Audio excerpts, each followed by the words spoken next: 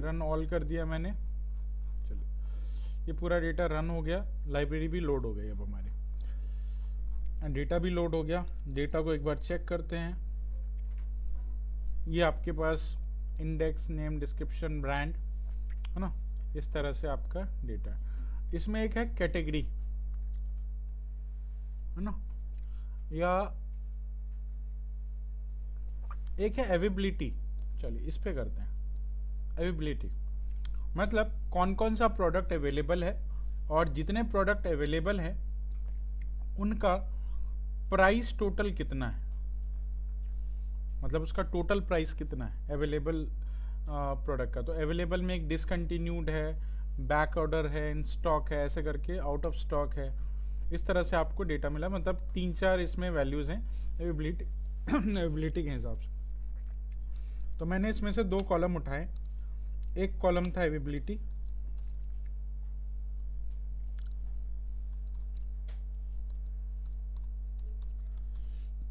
और दूसरा था प्राइस।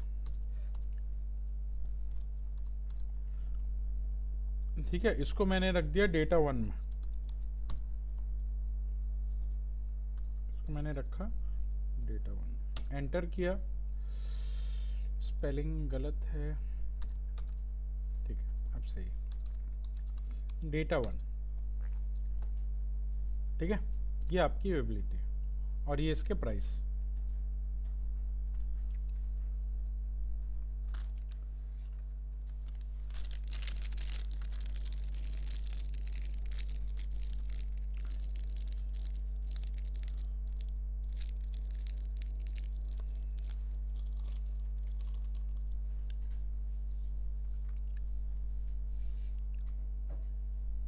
अब मुझे अवेबिलिटी के हिसाब से प्राइसेस डिफाइन करने हैं, बट अवेबिलिटी में वैल्यू कितनी है ये चेक करते हैं। मतलब अवेलेबल्स वैल्यू में टोटल कितने टेक्स्ट हैं, डिसकंटिन्यूड है, इन स्टॉक है, आउट ऑफ स्टॉक है, कितने हैं? 1000 तो होंगे नहीं, है ना, ये तो रिपीट कर रहा है ना डेटा। तो टोटल डेटा कितने हैं? तो टोटल डेटा के लिए आपको चेक करना होता है डेटा 1 डॉट यूनिक, या पीडी डॉट यूनिक कर लो, और उसके अंदर अपना डेटा 1 का अवेबिलिटी कॉलम डिफाइन कर दो। ये इसकी यूनिक वैल्यू बता देगा। इसके पास टोटल 1 2 3 4 5 6, टोटल 6 वैल्यूज हैं। अवेबिलिटी के अंदर टोटल 6 वैल्यूज हैं। एक का नाम है डिसकंटिन्यूड, दूसरा है बैक ऑर्डर, तीसरा है इन स्टॉक, फिर out of stock, limited stock, pre order. ठीक है, तो इससे हमें पता चल गया कि टोटल 6 वैल्यूज हमें वहां पे मिलेगी एक्स पे। ठीक है,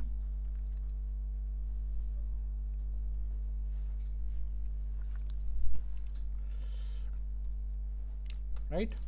अब क्या करना है, तो बार चार्ट जब भी बनाते हैं, बार चार्ट के लिए सबसे पहले डेटा का रिपोर्ट बना होना जरूरी है। अभी तक आपका डेटा रिपोर्ट फॉर्म में नहीं है। अभी डेटा 1 का मतलब है एक्चुअल डेटा, रिपोर्ट नहीं है। रिपोर्ट बनाने के लिए आपको इसको ग्रुप करना पड़ेगा। तो data 1 dot group by use किया पहले। ठीक है, ग्रुप बाय में आप लिखोगे किसके अकॉर्डिंग ग्रुप करना है, तो बाय इक्वल टू कौन सा कॉलम है, तो अवेबिलिटी आपका कॉलम नेम है, अवेबिलिटी के अकॉर्डिंग ग्रुप करना है। ग्रुप करने के बाद करना क्या है, तो सम करना है किसका, तो ऑब्वियस है दूसरे कॉलम का। यहां पे प्राइस लिखने की जरूरत नहीं, वो अपने आप ही कर देगा। तो इसने सबका back order, discontinued, in stock, limited stock, out of stock, pre order, इन सब का प्राइस डिफाइन करके आपको दे दिया।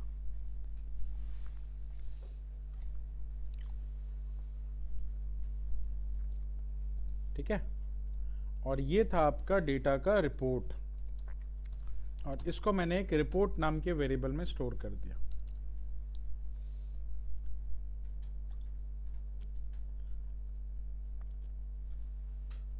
ठीक, अब इसी रिपोर्ट का आप बार चार्ट बनाएंगे। जब भी बार चार्ट बनता है वो हमेशा रिपोर्ट पे बनता है, पूरे डेटा पे नहीं बनता। ठीक है, तो पहले हमने इसका रिपोर्ट बनाया।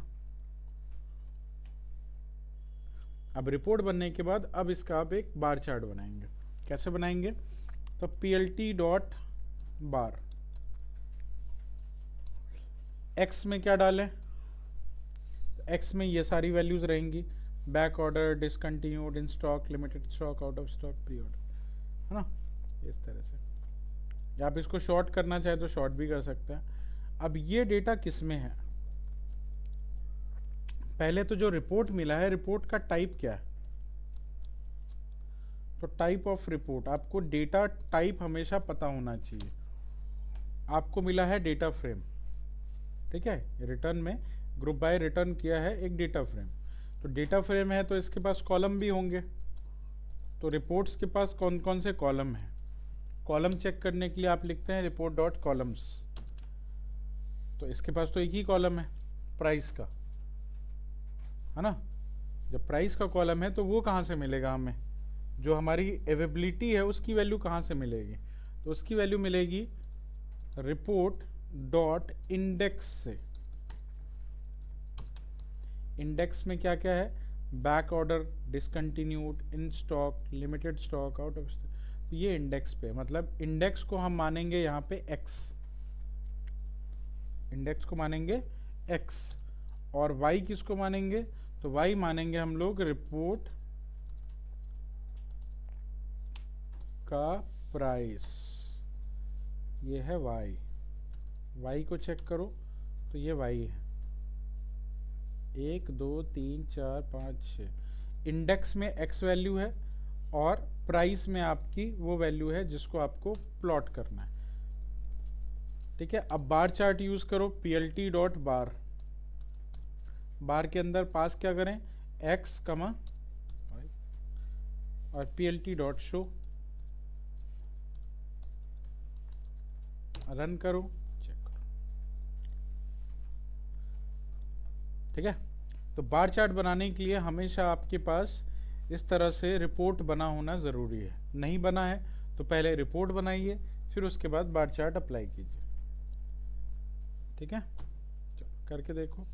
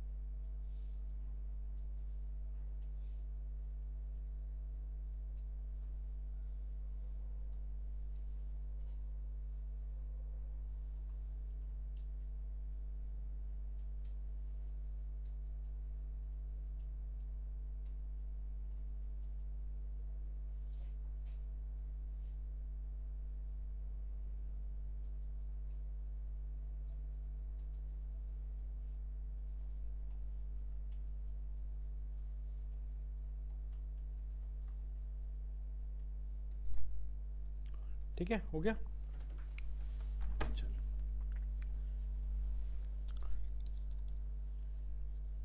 इसमें आप कलर्स भी अलग अलग कर सकते हैं। जैसे मैंने इसको रेड कर दिया तो ये सारे रेड कलर में आ गए। कलर्स अगर आप इसके डिफरेंट रखेंगे, जैसे टोटल 1 2 3 4 5 6 6 कलर्स हैं, मतलब 6 बार्स हैं, 6 बार के लिए 6 कलर्स आप रख सकते हैं। रेड, ग्रीन,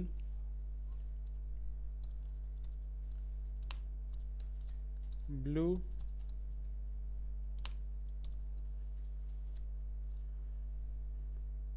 येलो,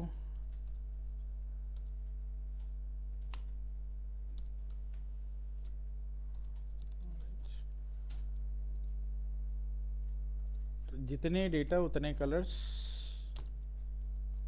चेंज हो गए, ठीक है।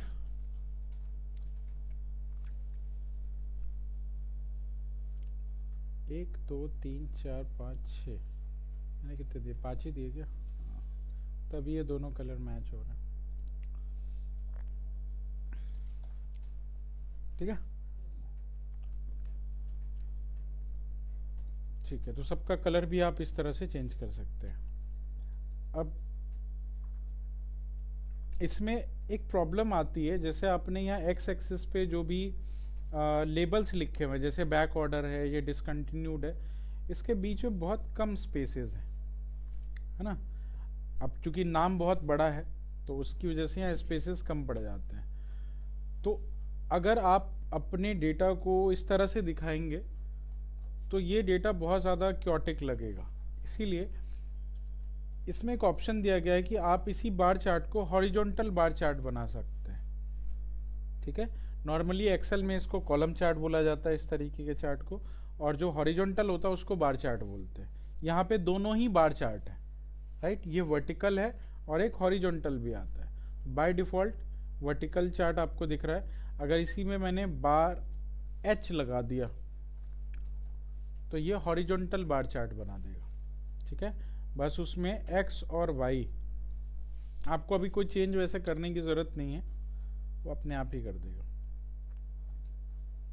अब डेटा को आप अब चूंकि प्रॉब्लम क्या आ रही थी कि ये सब कुछ क्योटिक सा लग रहा था, लेकिन अब इसको जब हमने इसमें दिखाया तो आप इजीली इसको देख पा रहे हैं, है ना। अब आप pre order, out of stock, limited stock, in stock, ये सब कुछ आप इजीली इसको देख पा रहे हो। तो आप इसको बार एच में बनाएंगे तो अभी ये ज़्यादा सूटेबल है इसके हिसाब से, ठीक है। वो डेटा जैसा देखने में इंफॉर्मेटिव लगे वैसा ही दिखाना है।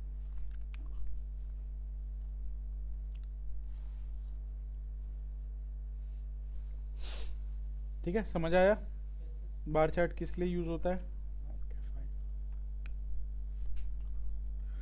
चलिए, तो ये 3 तरह के अलग अलग चार्ट्स जो हम लोगों ने यहाँ पे देखे, जो बाईवेरिएट में यूज होते हैं। अब आते हैं यूनिवेरिएट चार्ट। यूनिवेरिएट चार्ट में हमेशा हम लोग एक सिंगल सैंपल का यूज करते हैं, है ना। एक ही सैंपल आप यूज करते हो, और एक ही सैंपल का, एक सैंपल से क्या इंफॉर्मेशन मिल सकता है? 2 सैंपल से तो रिलेशनशिप मिलती है ना। ये डेटा इससे कैसे रिलेटेड है वो पता चल जाता है। लेकिन अगर आपके पास मोर देन वन, मतलब आपके पास एक ही सैंपल है, एक सैंपल से आप क्या इंफॉर्मेशन निकाल सकते हैं? तो एक सैंपल से आप सैंपल का क्वांटाइल देख सकते हैं, सैंपल की डेंसिटी देख सकते हैं, सैंपल का परसेंटेज डिस्ट्रीब्यूशन देख सकते हैं, है ना। तो मतलब आप जो यूनिवेरिएट यूज करते हैं उसका मतलब होता है कि आपको एक ही सैंपल के अंदर जो उसकी डिस्ट्रीब्यूशन इंफॉर्मेशन है वो आप देख सकते हो इजीली, ठीक है। तो डिस्ट्रीब्यूशन इंफॉर्मेशन में आपको सबसे पहले pie chart percentage distribution information, मतलब कोई भी डेटा कितनी बार, है ना, डिस्ट्रीब्यूटेड है। तो उसके लिए मान लो आपके पास यहाँ पे जो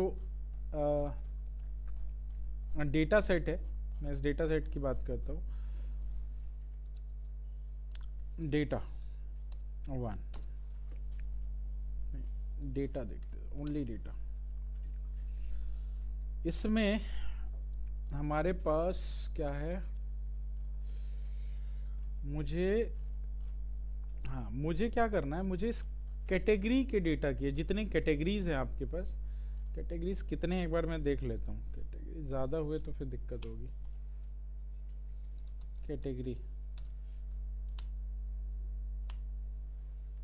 pd.unique, टोटल कितनी कैटेगरीज हैं? बहुत है, नहीं यूज़ करना है इसको। इसमें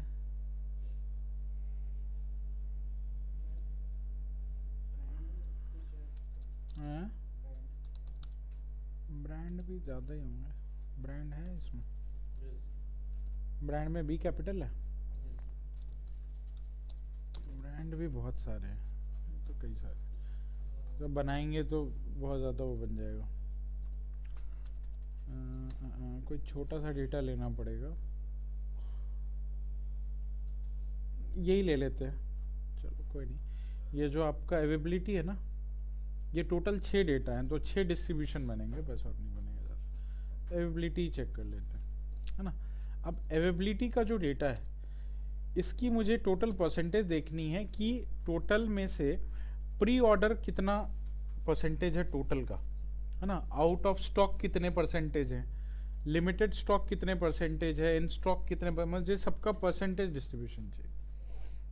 बात समझ आई? राइट। परसेंटेज डिस्ट्रीब्यूशन के लिए आप यूज़ करेंगे, जैसे मैंने डेटा अवेबिलिटी यूज़ किया, इसकी आप टोटल काउंट निकालेंगे। कैसे? वैल्यूज़ काउंट आप निकालोगे, वैल्यूज़ काउंट। मुझे काउंटिंग पहले देखनी है, तो आपके पास इस तरह की सबका अवेबिलिटी का टोटल काउंट आ जाएगा। बैक ऑर्डर 196 है, लिमिटेड स्टॉक 166 है ना। तो 1000 डेटा में ये सबका वैल्यू काउंट मुझे पता चल गया। तो मैंने क्या किया, यहाँ पे लिखा काउंट अवेल करके, ऐसे करके काउंट अवेल करके मैंने लिख दिया इसका वेरिएबल नेम, है ना। अवेबिलिटी की काउंटिंग्स हैं सारे, और मुझे इसी काउंटिंग का एक डिस्ट्रीब्यूशन प्लॉट बनाना है, जो कि आप पाई चार्ट से बना सकते हैं। plt.py, और पाई के अंदर हम पास करेंगे अपना ये काउंट अवेल। सिंपली एक डेटा पास करना है, क्योंकि यूनिवेरिएट है, हमने पास कर दिया, ठीक है। और इसको जब हमने प्लॉट किया plt.show पे, तो इसने इसकी प्लॉटिंग दिखा दी, ठीक है। अब पाई के अंदर ही आप यहाँ पे एक चीज़ और कर सकते हैं, ऑटो पीसीटी, ऑटोमेटिकली परसेंटेज ये डिफाइन करके देगा, परसेंटाइल डी, और 2 बार परसेंटेज का सिंबल।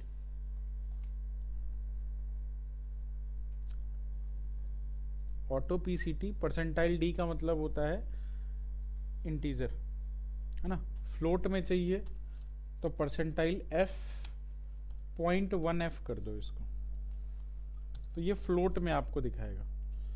19.6%, 15.7%, 15.9, ये 16, ये सबका जो परसेंटेज अवेबिलिटी है, ठीक है। लेकिन इस परसेंटेज अवेबिलिटी में आपको पता ही नहीं चल रहा कि कौन सा किसका परसेंटेज है।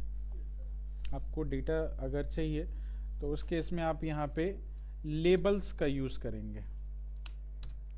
लेबल्स में क्या देंगे, लेबल्स में हम लोग को पास करना है काउंट अवेल का इंडेक्स, डॉट इंडेक्स।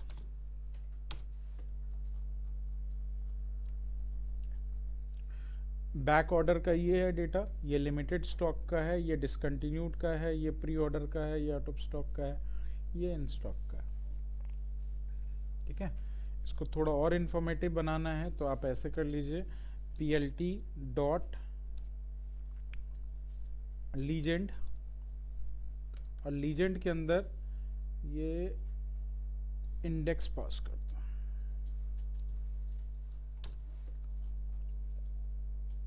ठीक है। ये कौन सा कलर किसका है ये आपको पता चल जाएगा।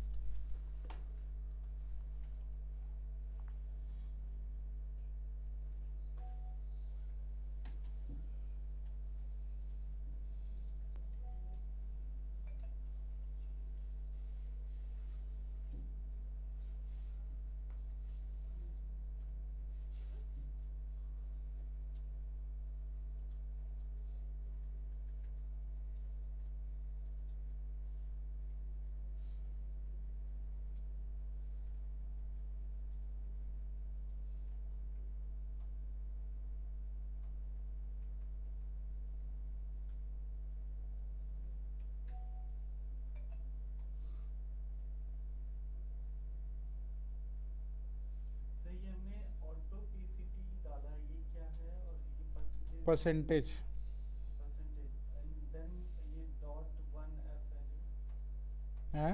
अच्छा वन फ्लोटिंग हाँ, वन फ्लोटिंग वैल्यू, मतलब फ्लोट का प्रिसीजन है ये, पॉइंट के बाद कितने वैल्यू आपको देखने हैं, एंड देन जो ये डबल वो परसेंटेज का सिंबल के लिए। डबल करेंगे तो सिंगल आएगा। आप सिंगल नहीं कर सकते ना, सिंगल का मतलब होता है, सिंगल का मतलब होता है फॉर्मेटिंग, डबल का मतलब है कि परसेंटेज को शो करना, क्योंकि आप यहाँ पे भी तो परसेंटेज ही लगा रहे हो, जब फॉर्मेटिंग लिखते हैं तो भी परसेंटेज ही लगाते हैं, तो सिंगल परसेंटेज आप नहीं लिख सकते, आपको डबल लगा करके परसेंटेज का सिंबल दिखाना होता है।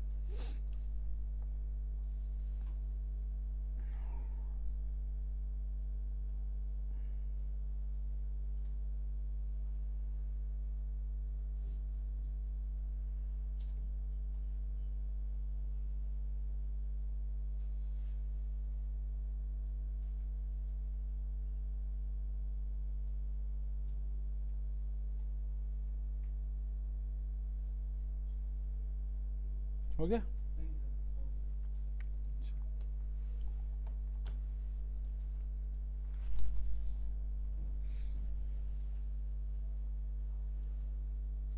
सर पॉइंट टू एफ भी लिख सकते हैं क्या ऑटोपीसीटी में? पॉइंट टू एफ भी लिखे, टू एफ लिखेंगे तो पॉइंट के बाद दो वैल्यू आएगी। ठीक।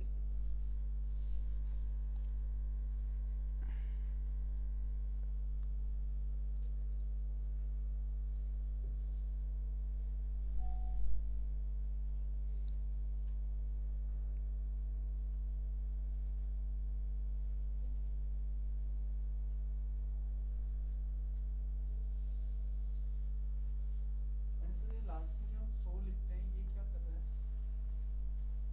ये एक्सेस को दिखाता है प्लॉट करके, नहीं भी लिखते तो भी चलता है, हाँ फिर भी चलता वो इसीलिए होता है क्योंकि ये जुपिटर है, जुपिटर में ये जो लाइन है ये ऑटोमेटिकली चलती है हर प्लॉट के बाद, लेकिन यही अगर ये पाइथन फाइल होती, डॉट पी वाई फाइल होती, तो बिना इसके प्रोग्राम चलता ही नहीं है, वो रन कर देगा लेकिन दिखाएगा ही नहीं वो, है ना।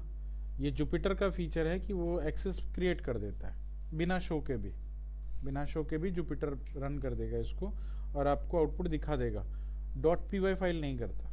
तो कीप इन प्रैक्टिस कि आपको शो लिखना है, क्योंकि हर बार आप जुपिटर पे तो काम करेंगे नहीं, ज़रूरी तो है नहीं, तो इसलिए शो लिखना मैंडेटरी है, ठीक है।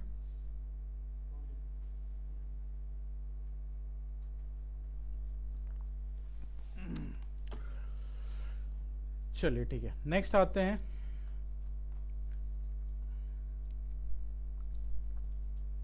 बॉक्स प्लॉट पे। बॉक्स प्लॉट बेसिकली यूज होता है क्वांटाइल डिस्ट्रीब्यूशन के लिए, सेम डेटा यही रखते हैं, नहीं डेटा ये नहीं रखते। अच्छा, अब इसमें रिपोर्ट बना होना ज़रूरी नहीं है, जैसे अभी पाई चार्ट भी बनाया, तो पहले पाई चार्ट के लिए भी हमने काउंटिंग रिपोर्ट बनाई, है ना, बार चार्ट भी बनाया था तो उसके लिए रिपोर्ट बनाई थी, इन दोनों के लिए रिपोर्ट लगता है, राइट। लेकिन जब आप बार चार्ट, ये सॉरी कौन सा बॉक्स प्लॉट यूज करेंगे, तो बॉक्स प्लॉट के लिए आपको रिपोर्ट नहीं बनानी पड़ेगी, ठीक है, फिर आपको पूरा का पूरा कॉलम ही देना होगा बिना रिपोर्ट के।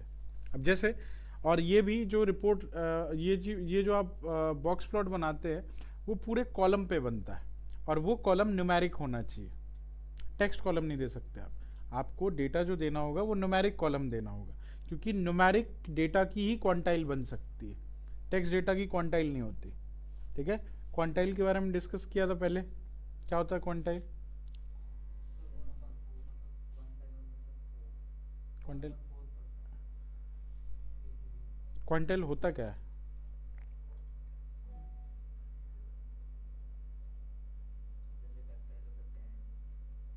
डेक्टाइल होता है, डिसाइल होता है, होता क्या है, क्या करता है वो?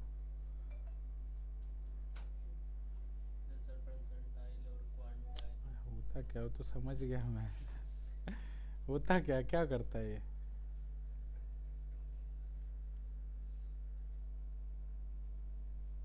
सर जिसका परसेंटेज ज़्यादा है वो डेटा को पार्ट वाइज डिवाइड करता है। आपको डेटा को कितने पार्ट में डिवाइड करना है ये आपको क्वांटाइल बताता है। परसेंटाइल अगर आपने लिखा है तो मतलब आपको अपने डेटा को 100 पार्ट्स में डिवाइड करना है। ठीक है, आपके पास जितने डेटा है उस पूरे डेटा को 100 पार्ट्स में डिवाइड करना है। अगर आपने डिसाइल बोला तो वही डेटा 10 पार्ट में डिवाइड हो जाएगा, 10 इक्वल पार्ट्स में। पार्ट हमेशा इक्वल होना चाहिए। ठीक है, आपने क्वार्टाइल बोला तो वो 4 पार्ट में डिवाइड करके आपको दे देगा। तो आप अपने डेटा को कितने पार्ट्स में डिवाइड करते हैं ये क्वांटाइल बताता है आपको। ठीक है, जिससे आपको आपकी डेटा की डिस्ट्रीब्यूशन पता चलती है कि इस पार्ट में कितना डेटा है, इस पार्ट में कितना डेटा है, इस पार्ट में कितना डेटा है। ठीक है, जैसे मैंने आपको एग्जांपल दिया था किसी कंपनी के सैलरी का, है ना, जिसमें कि आपके पास अगर कोई कंपनी है उसमें 100 एम्प्लॉय काम करते हैं, 90 एम्प्लॉय की सैलरी 10,000 रुपये है, 10 एम्प्लॉय की सैलरी 2 लाख रुपये है। आप एवरेज निकालेंगे तो एवरेज आपको मिलेगा कि एवरेज 50-60 हज़ार के आसपास एवरेज है ना। लेकिन एक्चुअली में आपका डेटा डिस्ट्रीब्यूशन खराब है। कैसे चेक करेंगे? तो उसकी क्वांटाइल निकाल लो। तो क्वांटाइल निकालेंगे तो पता चलेगा कि कौन से पार्ट में कितने लोग लाई करते हैं, है ना। आपने उसको 4 पार्ट में लेट से डेटा को डिवाइड किया तो 25% वाला डेटा, फिर से 50% वाला डेटा, 75% वाला डेटा, ऊपर वाला डेटा। आपको खुद पता चल जाएगा कि कहाँ पे डिस्ट्रीब्यूशन ज़्यादा है, कहाँ पे कम है। ठीक है, बात समझ आई? राइट। तो इसके लिए आप यूज़ करते हैं क्वांटाइल। और क्वांटाइल को डिफाइन करने से आप अपने डेटा के अंदर आउटलायर्स को फाइंड आउट कर सकते हैं। आउटलायर किसको बोलते हैं? आउटलायर उसको बोलते हैं जो आपके डेटा की रेंज को फॉलो नहीं करता या आपके डिस्ट्रीब्यूशन को फॉलो नहीं करता, उस रेंज से बाहर चला जाता है या उस रेंज से कम रह जाता है। ठीक है, उनको हम आउटलायर्स बोलते हैं। तो आउटलायर देख सकते हैं आप उसके अंदर। अब जैसे हमारे पास जो डेटा है, डेटा उसका एक कॉलम प्राइस चेक किया मैंने। अब इस प्राइस का मुझे जो डेटा मिला है इसको मुझे बनाना है बॉक्स प्लॉट। तो सिंपली plt.box लिखो आप और बॉक्स के अंदर ये पर्टिकुलर कॉलम पास कर दो, पूरा कॉलम ही पास करो एक साथ और plt.show कर दो।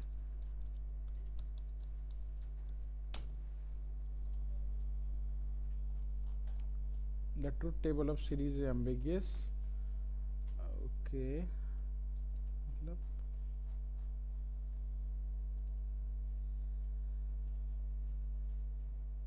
क्या दिखा रहा है?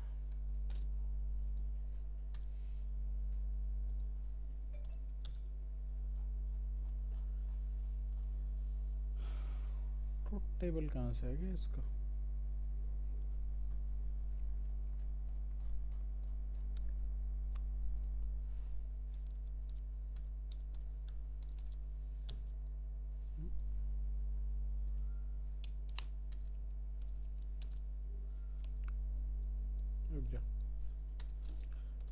डेटा प्राइस,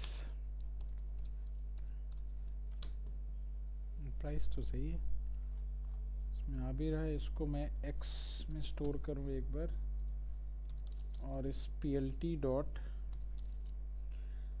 बॉक्स, अच्छा बॉक्स प्लॉट करना है, बॉक्स नहीं करना, बॉक्स चल गया था। x plt डॉट शो, ठीक है। चलिए, ये है आपका डेटा और ये है इसकी डिस्ट्रीब्यूशन। ठीक है, इस डिस्ट्रीब्यूशन के हिसाब से आपके पास जो प्राइस रेंज है वो 0 से लेकर के 1000 रुपीज़ तक की, मैक्सिमम प्राइस 1000 है। ठीक है, और जो मिनिमम प्राइस है प्रोडक्ट की वो 0 रुपीज़ है। इसका डिस्ट्रीब्यूशन अगर देखें तो डिस्ट्रीब्यूशन बिल्कुल इक्वल है। इक्वल इसीलिए है क्योंकि ये है 25% का स्लॉट। ठीक है, जितनी इसकी लेंथ है उतनी ही लेंथ आपके यहाँ से लेकर के इस यहाँ तक की है। ये आपका मीडियन है। मीडियन मतलब 50% की क्वांटाइल। जो ये आपको ब्लू, ये ऑरेंज दिख रहा है, ये ऑरेंज 50% की क्वांटाइल है। ये हो गया दूसरा स्लॉट।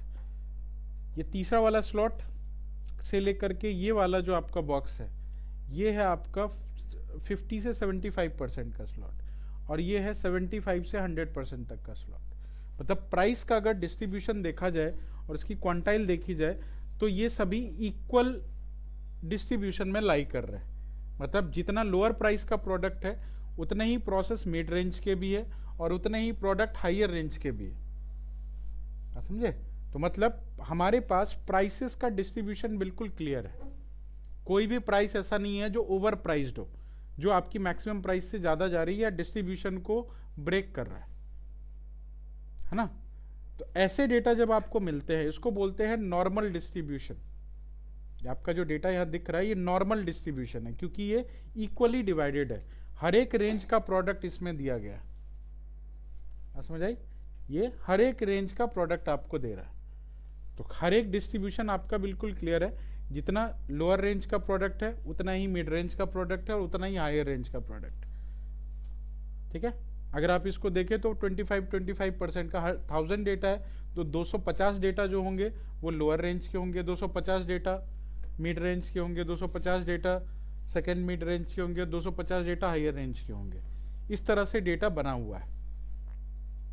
बस समझ आई? सर ये जो 25 से 75% है तो इसका साइज इंक्रीज क्यों हो गया? इतना साइज जैसे ये मतलब थोड़ा बहुत चलता है, थोड़ा बहुत। अब मान लो ये बिल्कुल मिड में होता, अब मिड तो आइडल केस नहीं है ना। ये आइडल केस, ये जैसा अभी आपको डेटा दिख रहा है थोड़ा बहुत ऐसा लग रहा है कि यहाँ पे जो है डेटा कम है, मतलब यहाँ की रेंज थोड़ी सी कम है ना, यहाँ बढ़ गई है। सर ये इसकी बात कर रहा हूँ, विड्थ की बात कर रहा हूँ। विड्थ से मैटर नहीं करता, ये वाला विड्थ मैटर नहीं करता, लेंथ मैटर करता है इसमें। इसमें ये जो लेंथ है वो मैटर करता है, ये विड्थ मैटर नहीं करता। ठीक है? ये वैसे है क्या, चौड़ाई में है क्या? कुछ नहीं है, कुछ नहीं, चौड़ाई कुछ नहीं है, सब कुछ लंबाई है इसमें। ये जो एरिया है, ये जो बॉक्स का एरिया है, ये बॉक्स का एरिया 25 से लेकर के 75 तक का आपका पूरा एरिया है ना। ये 0 से 25 है, ये 75 से 100 तक का एरिया। ये चार डिस्ट्रीब्यूशन ये आपको देता है। ठीक है? इसमें ये जो दे रखा है ये मीडियन है ऑरेंज में।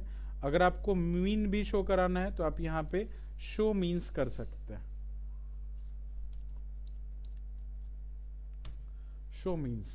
शो मीन्स अगर आपने ट्रू कर दिया तो ये आपको मीन डेटा भी दिखाएगा। ये मीन भी वहीं लाई कर रहा है जहां पे आपका मीडियन लाई कर रहा है। ये मीन का एरिया है, ये जो आपको दिख रहा है ट्रायंगुलर ग्रीन में, ये मीन की वैल्यू है। तो मीन और मीडियन एक ही जगह पे, तो जब मीन और मीडियन एक ही जगह पे पहुंच जाए मतलब डेटा पूरी तरह से इक्वली डिस्ट्रीब्यूटेड है, और इसी को नॉर्मल डिस्ट्रीब्यूशन बोलते हैं। बात समझ आई? नोट कर लो इसको। अब इसी को आप चेक करके देखो स्टॉक प्राइस पे, जो स्टॉक की वैल्यू है आपकी उस पे चेक करके देखो स्टॉक पे कैसा दिखता है, क्या स्टॉक भी नॉर्मली डिस्ट्रीब्यूटेड है या नहीं।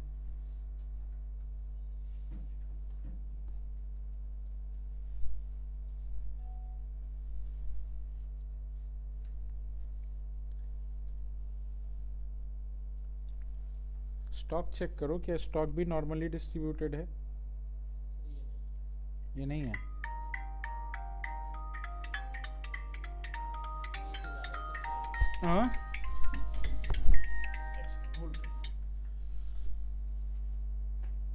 हेलो।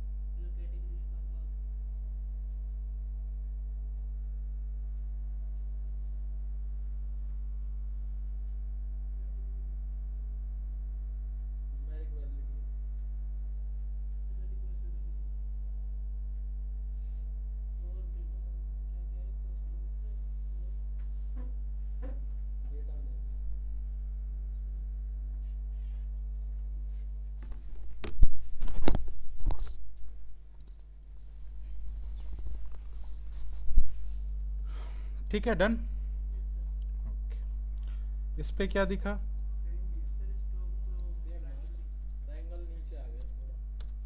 चलेगा। हाँ। जो मिड रेंज वाला 25 से 75 तक का जो रेंज है, ये थोड़ा ज़्यादा बड़ा है, इसमें ज़्यादा डिस्ट्रीब्यूटेड डेटा नहीं, थोड़ा नीचे नहीं है, ऑलमोस्ट सेम ही जगह पे। ठीक है, समझ आया? ओके, चलिए। और यहीं पे अगर आपका अभी तो खैर इसमें ऐसा कोई डेटा है नहीं, अगर आउटलायर होता तो एक सर्कल के फॉर्म में वो दिखता है ना, ऊपर या नीचे, मैक्सिमम मिनिमम वैल्यू के नीचे और ऊपर वो एक सर्कल के फॉर्म में आपको दिखेगा। मतलब वो अगर सर्कल बन गया तो वो आउटलायर है, राइट। चलिए, अब ये तो हो गया आपकी क्वांटाइल डिस्ट्रीब्यूशन के लिए। एक होता है डेंसिटी डिस्ट्रीब्यूशन के लिए। डेंसिटी डिस्ट्रीब्यूशन के लिए हम लोग चेक करते हैं वायलेन प्लॉट। जैसे यहाँ पे बॉक्स प्लॉट है, ये है वायलेन प्लॉट।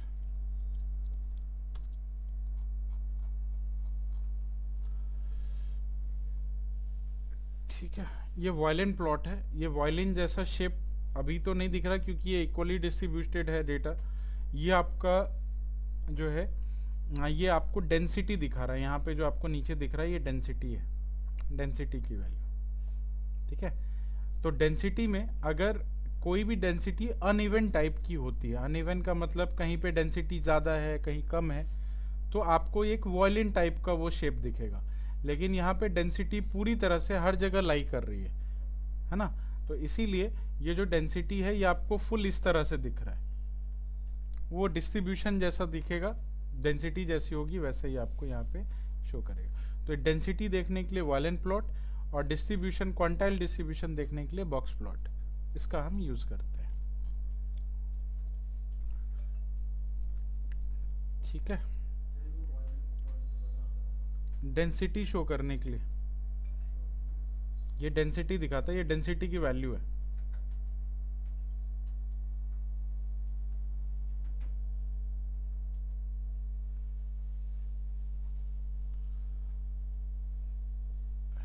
ठीक है, मतलब कौन सा प्राइस रेंज, जैसे ये प्राइस की वैल्यू है, प्राइस है स्टॉक है, स्टॉक वैल्यू है शायद, हाँ स्टॉक है। तो कौन सा स्टॉक वैल्यू ज़्यादा डेंस है, कौन सा स्टॉक वैल्यू ज़्यादा डेंस नहीं है, इसको चेक करने के लिए यूज़ करते हैं। वो बॉक्स प्लॉट से भी आपको मिल जाता है, वो यहाँ से सेम ही आउटपुट मिलता है ऑलमोस्ट। ठीक है, नेक्स्ट है हिस्टोग्राम। हिस्टोग्राम में PLT डॉट हिस्टोग्राम, हिस्टोग्राम के लिए हिस्ट यूज़ करते हैं और यहाँ पे x की वैल्यू हम पास करेंगे। तो x की वैल्यू में मैंने यहाँ पे दे दिया वही x ही देते हैं जो ऊपर यूज़ किया और PLT डॉट शो करते हैं। एंटर किया, अब ये फ्रीक्वेंसी बताता है, इसका काम है फ्रीक्वेंसी बताना। फ्रीक्वेंसी मतलब काउंटिंग बताता है, ठीक है। जैसे इसने क्या बताया कि आपके पास जो प्राइस रेंज है या स्टॉक रेंज है वो यहाँ 0 से लेकर के 1000 तक की स्टॉक रेंज है आपकी, जिसमें से 0 से इसका जो बीच वाला पार्ट है, बीच वाला पार्ट आप मान के चलो ये 100 है। 0 से 100 के बीच में जो टोटल स्टॉक वैल्यू है ना, वो है 110 के आसपास। 100 से 200 के बीच में जितने भी डेटा है वो है इतने, फिर 200 से 300 के बीच के डेटा है इतने, है ना। ऑलमोस्ट सबका आप देखोगे फ्रीक्वेंसी काउंटिंग तो सबका सेम मिलेगा आपको, है ना, ऑलमोस्ट सेम है। किसी का थोड़ा बहुत कम है, जैसे 300 से 400 की वैल्यू कम है, 300 से 400 के जो स्टॉक प्राइसेस है वो कम है। सबसे ज़्यादा जो है वो 900 से 1000 तक की वैल्यू, ठीक है। ये फ्रीक्वेंसी बता रहा है, फ्रीक्वेंसी मतलब ये काउंटिंग है। टोटल 1000 डेटा में ये हर प्राइस रेंज की काउंटिंग बता रहा है, ठीक है। इससे पता क्या चलता है, तो इससे पता ये चलता है कि कौन सा प्राइस या कौन सा स्टॉक सबसे ज़्यादा यूज होता है ना। सबसे ज़्यादा प्राइस, जैसे यहाँ पे 900 to 1000, ये सबसे ज़्यादा अमाउंट में है, मतलब इसकी कोई भी प्रोडक्ट की स्टॉक प्राइस जो होती है वो ज़्यादा अवेबिलिटी उसकी यहाँ आने की है, ठीक है। तो जहाँ फ्रीक्वेंसी सबसे ज़्यादा है, जैसे कोई कंपनी है वो प्रोडक्ट बेचती है, उसको ये पता करना है कि हमारे किस प्राइस रेंज का प्रोडक्ट सबसे ज़्यादा बिकता है। उसको ये पता करना है कि किस प्राइस रेंज का प्रोडक्ट हमारे पास ज़्यादा बिकता है, सेल होता है। तो क्या करेगा वो? तो जितने भी सेलिंग प्राइस है प्रोडक्ट्स की, हर सेल प्राइस पे एक हिस्टोग्राम बना देगा। हिस्टोग्राम बनाएगा तो उसको रेंज पता चल जाएगी कि किस रेंज का प्रोडक्ट हमारे यहाँ सबसे ज़्यादा बिकता है, उसकी फ्रीक्वेंसी कितनी है। हर एक प्राइस रेंज की अपनी एक फ्रीक्वेंसी है, तो वो चेक कर लेगा कि 0 से लेके 500 तक में टोटल कितने प्रोडक्ट बिके हैं, है ना। 500 से 1000 तक में टोटल कितने प्रोडक्ट बिके हैं, 1000 से 5000 तक में कितने प्रोडक्ट बिके हैं। इन सब का पूरा एक फ्रीक्वेंसी डायग्राम ये बना लेगा। फ्रीक्वेंसी डायग्राम बनता है हिस्टोग्राम से, ठीक है। तो वो आइडिया लगा लेगा कि इस रेंज का प्रोडक्ट सबसे ज़्यादा बिकता है, ठीक है, आप समझे। अच्छा, इसमें जो फ्रीक्वेंसी देखी जाते हैं, फ्रीक्वेंसी के लिए आप बनाते हो बिन्स। बिन्स मतलब होता है ये जो डिफरेंसेस हैं, जैसे ये 0 से 100 और 100 से 200। मुझे क्या करना है, मुझे बिन्स में 0 से 500 का डिफरेंस, या 0 से आप कह सकते हो 300 का डिफरेंस एक साथ देखना है। फिर 500 का डिफरेंस, 300 से 500 का, 500 से 800 का, और फिर 1000 का। ऐसा मुझे देखना है फ्रीक्वेंसी। तो मैं इसके लिए बिन्स डिफाइन कर सकता हूँ। ये बिन्स है।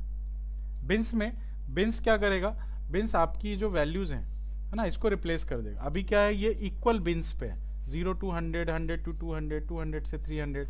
मुझे ये वाला स्लॉट नहीं देखना है, मुझे इस तरह का स्लॉट देखना है। 0 से 300 में क्या फ्रीक्वेंसी है, 300 से 500 में क्या फ्रीक्वेंसी है, 5 से 8 पे क्या फ्रीक्वेंसी है, और 8 से 1000 पे क्या फ्रीक्वेंसी है। तो आप अपने अकॉर्डिंग ये बिन्स चेंज कर सकते हैं। तो ये आपको 0 से 300 का ये बिन दिखा रहा है। तो टोटल इसमें 0 से 300 में अराउंड 300 के आसपास डेटा है, ठीक है। 300 से 500 के बीच में अराउंड 170 या 180 डेटा है, ठीक है। और 500 से 800 के बीच में टोटल 300 के आसपास डेटा है, और 800 से 1000 के बीच में टोटल 200 से 210 के बीच का डेटा है। तो ये 4 पार्ट में डिवाइड हो गया, ठीक है। और यही बिन मुझे यहाँ भी दिखाना है, यहाँ भी शो करना है। तो उसके लिए आप एक काम कर सकते हैं, आप यहाँ पे plt.xtick का यूज कर सकते हैं। xticks के अंदर आप क्या करोगे, टिक्स की वैल्यू दोगे। ये जो टिक्स की वैल्यू ये पास करो, ये दिक्कत करेगा लेकिन, हाँ ठीक है सही। ये xtick की वैल्यू ऐसे पास कर दो। तो जो आपको पहले यहाँ पे 0, 200, 400, 600 दिख रहा था, वो आपके हिसाब के जो आपने टिक बनाए हैं, आपने जो स्लॉट लिया है, उसी स्लॉट को आप यहाँ पे डिफाइन करके दिखा सकते हैं। इसके लिए बस आपको xtick डिफाइन करनी, ठीक है, समझ आया। चलिए, इसको बोलते हैं हिस्टोग्राम। हिस्टोग्राम फ्रीक्वेंसीज के लिए यूज किया जाता है।